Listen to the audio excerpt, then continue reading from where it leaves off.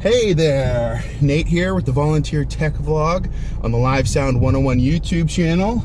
I also have a video series called Live Sound 101 that teaches people the basics of live sound. And today I have a special guest riding along with me in the back seat. You say hi, Joanie? Hi. Tell everybody how old you are. Joanie girl's 4 years old. And today is New Year's Day. Joanie's riding along with me to come do sound. Speak up. What'd you say? What'd you say? I couldn't hear you because I couldn't hear you, honey girl. You're gonna have to speak up loud. Don't be shy. Don't be shy. What you got?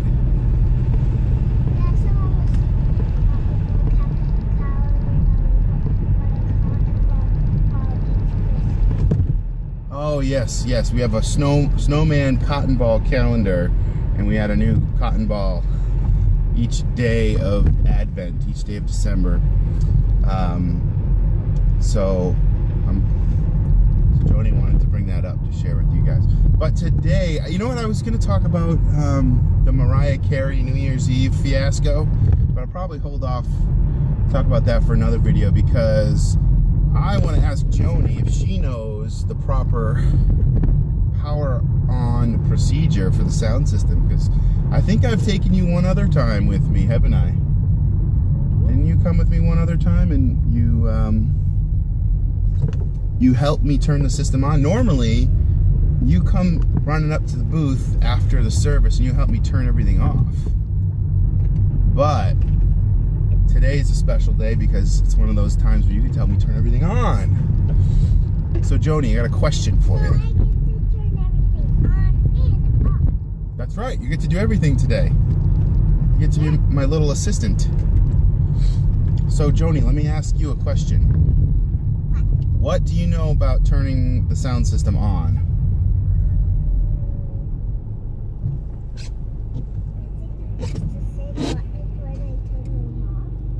Yeah, that's right. You push the same buttons when you turn it off. So it's very similar, but it's the opposite order. All right, so we turn the amp closet off first, and then we turn the control room off. But if it's the opposite when we turn it on, what do we do first? Go up to the booth and turn it off? That's right. When you turn it on, we go up to the booth first. You got it, girl. You are going to be an expert audio assistant. So what are some other things that you're looking forward to doing this morning?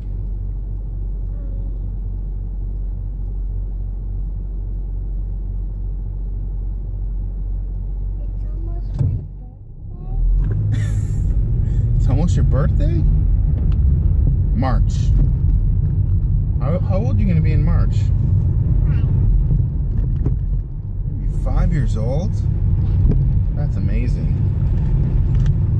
Do you know what you want to do for your birthday?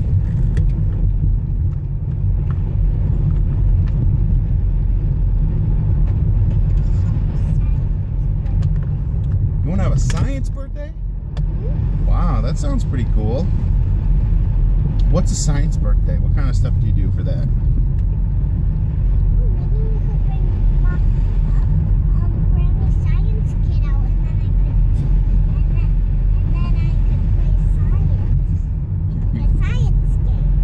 Play science games with Grammy's science kit?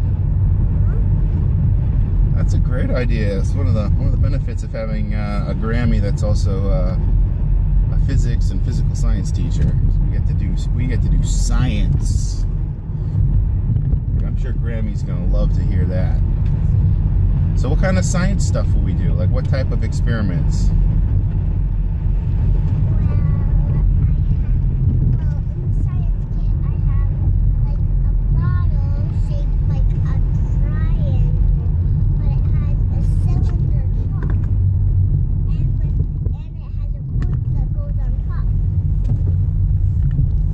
That sounds like a beaker. Yeah, it's a beaker. Is it a beaker or is it a flask? Might be a flask. No, speaker? That's a funny word. It's shaped like this. It has like a flat bottom and like these like cylinder kind of like tops, like cylinder top, like a circle flat bottom and like a cylinder top. Okay. And then it has like a purple cork that goes in it. Yeah, it's got a cork that goes in it.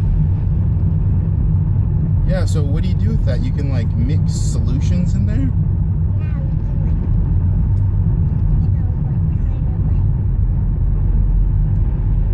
color mixing in it. But first we put like in clean water.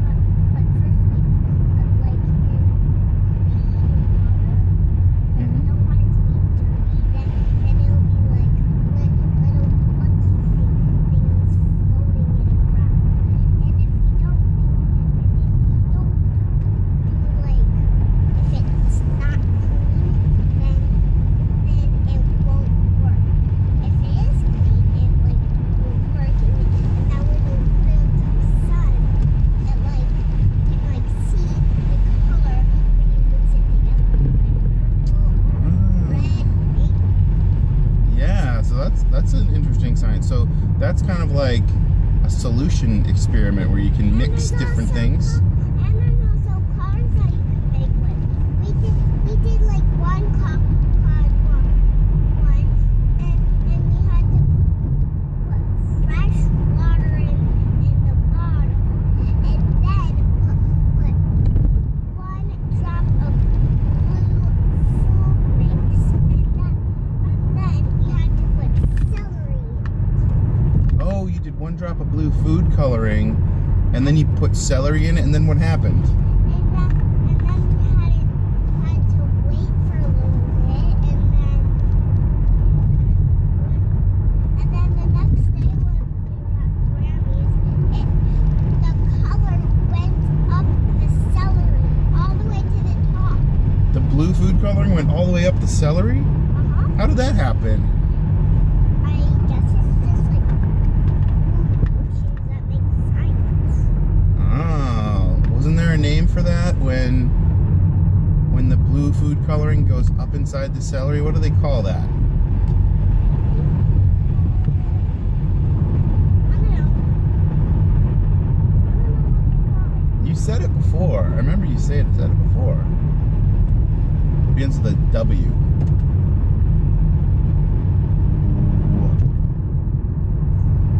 Remember? Wick. Remember? The food coloring wicked up. Remember that? Yeah. That was cool. So you want to do more experiments like that? Maybe we can do some audio experiments. We can play different tones and then hear how they sound when you play them at the same time. And we can change the frequency of the tones. But Grammy doesn't really do that when we're doing science. No. All right, Joanie, thanks for coming along for the ride. It's time for us to go in there and get the sound system running for Jerry. Let's do this. Hello. Nate here with the Volunteer Tech Vlog on the Live Sound 101 YouTube channel. And it is a snowy morning. And I am finishing up the video that I started last week. So I went to volunteer to run sound with my daughter Joanie, and she was sitting in the back seat. I tried to have a little conversation there, and I don't know, you couldn't really hear her that well in the recording, so I'll just cut that recording short a little bit and just jump in right here and just kind of do a double whammy, as they say.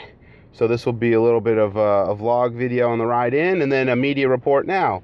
So this is for New Year's Day, I believe. Yeah, I think that was Sunday New Year's Day? I think Sunday was New Year's Day. Yes, January 1st, 2017.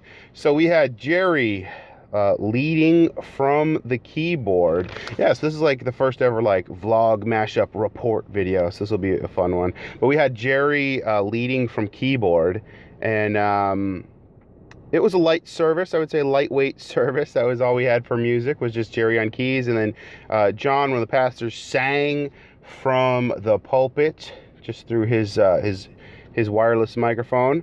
And like I said before, Joanie was my audio assistant, so I'll post a selfie. I'll put a little selfie of us up in the booth there. It was fun having her up there. So she came in early. She walked around, helped me turn on all the lights, helped me turn on the system, and she was a great little helper. And then when church started, my wife came with our other kid, Spencer, and she came up to the booth, got Joanie, who at that time was coloring with a pen and a pad of paper, and took her down to her Sunday school class. So, but it was cool to have a little helper there. And I think the reason that worked was really because it was the reason that worked is because it was such a lightweight service, and I had done a sound check with Jerry on Thursday, so there really wasn't a whole lot to do technically. So I was able to kind of have a 4-year-old up in the sound booth with me, and it was fun for me as a dad to, like, the first time kind of really bringing her along, and she could kind of just follow me around and help out when you know, wherever she could. And then once it was downtime to just sit up in the booth, she just grabbed some headphones, and I put the mix on up in you know, for her so she could listen. And she was just kind of scribbling away, coloring, doodling, and doing her thing, sitting quietly, contently up there. So that was fun, just getting some time in with Joanie. We just did one service at 10 a.m. We so dB levels. So we hit 91.4 dB SPL A-weighted slow, and that was the max that we hit, which you know, still goes to show you, just with one instrument and a congregation singing, you can still get into the 90s in a small room like that. And oh, this just wrote down an interesting point from Mike's sermon. Mike was just talking about the whole year and the good, the bad, and the ugly kind of a deal. And he said, in the midst of your suffering, you will not see what God is doing. And I thought that was a good takeaway to write down. In the midst of your suffering, you will not see what God is doing. And that's true. I think suffering kind of blinds us from the bigger picture of what's going on. But from a live sound perspective, that's pretty much it. I didn't have a whole lot to say. I mean, we still have the Yamaha TF5, which is in our test lab, so to speak. I'm talking to you, Josh. I know Josh sometimes puts these videos on in the lobby of the administrative building over there. So, hey, Josh, if you're watching this video, get back to work. What are you doing on YouTube? But just kidding, Josh. This is part of your work, right? You can listen to my thoughts about things, and then you can work on media stuff, and we can collaborate in this time-shifted form of communication known as YouTube, where you can upload videos, and it really is an interesting form of communication. So, what else did I need to mention? I think that was it. Yeah, we got the Yamaha TF5 we're experimenting with. We're going to roll that out at some point.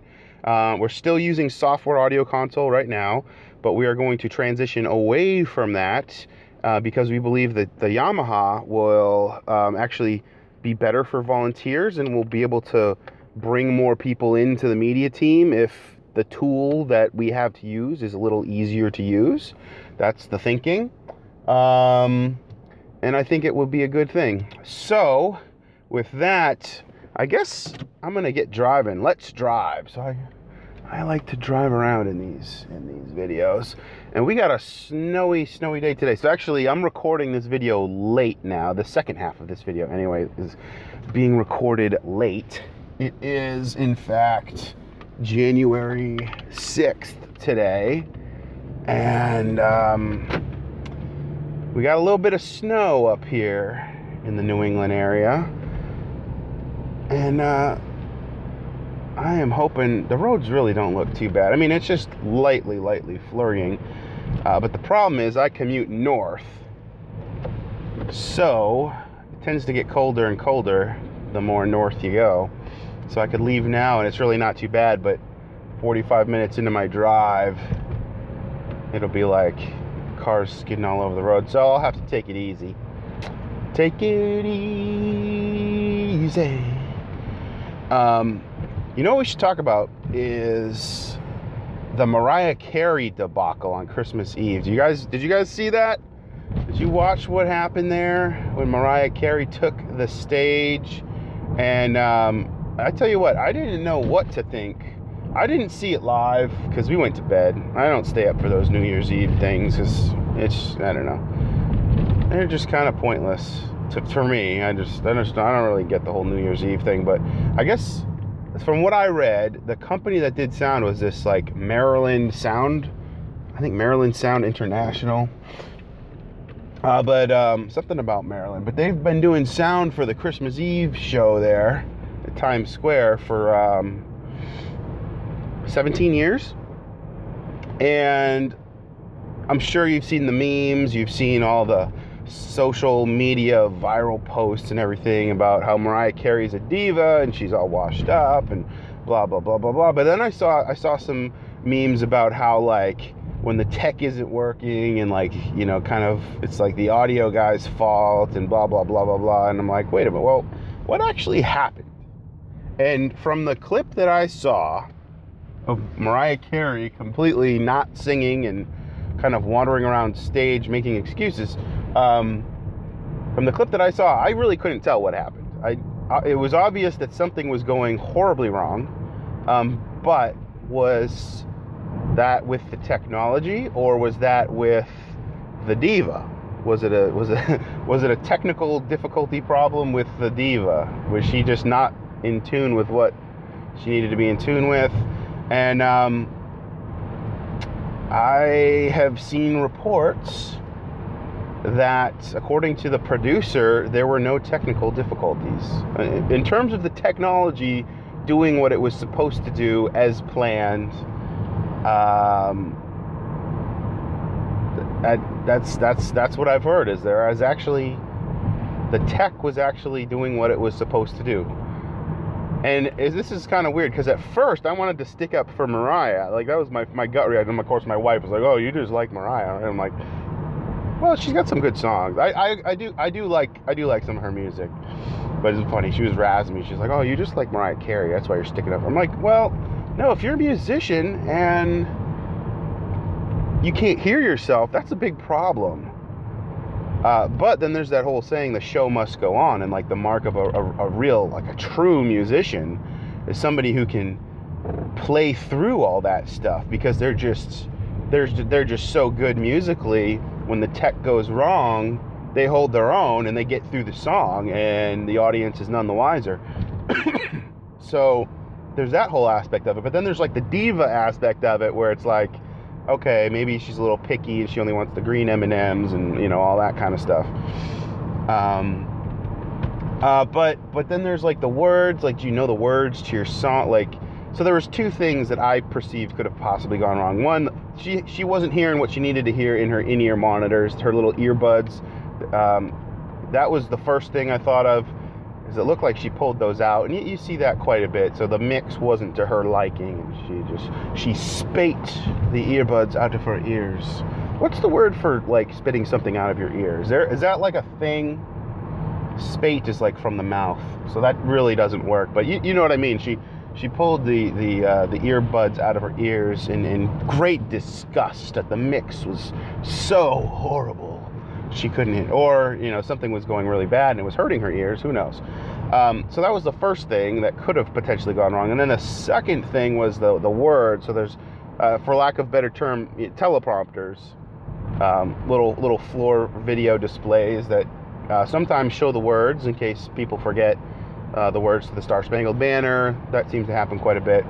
Or maybe your hit song about emotions. You got me feeling emotion. I probably could have faked through that a little bit better. I mean, it would have been funny. Do you think I could have done it? I think I could have faked through that song and been pretty entertaining. I think I would have been more entertaining had I tried to fake through that song.